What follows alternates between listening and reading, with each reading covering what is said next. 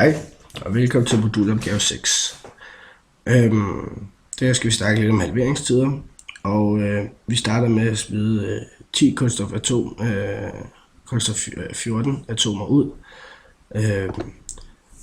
hvor vi så kan se, at de bliver til nitrogen 14.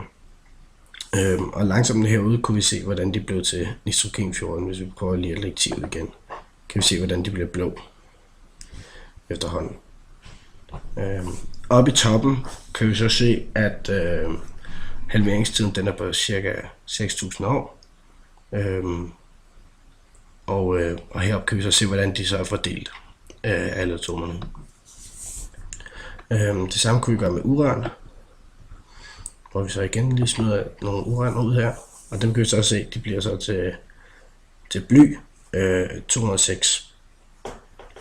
Og igen har vi en halveringstid her på cirka 4,5 milliarder år.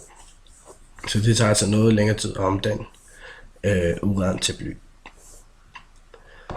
Inden under henfaldshastigheder kan vi så se her igen,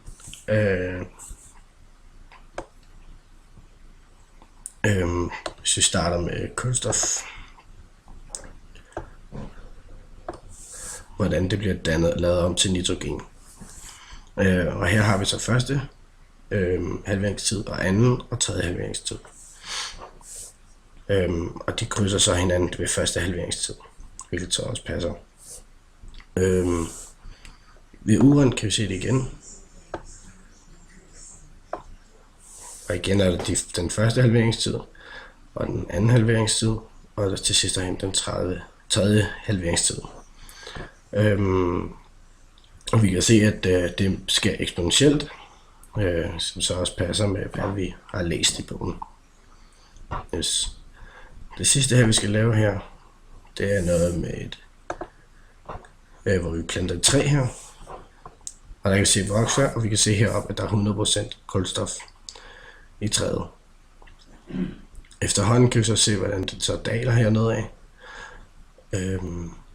Og jeg ser heroppe, hvor mange procent af kulstof, der er tilbage. Og igen er der de 3 halveringstider. Det samme kan vi gøre med sten, hvor vi sætter en vulkan i udbrud.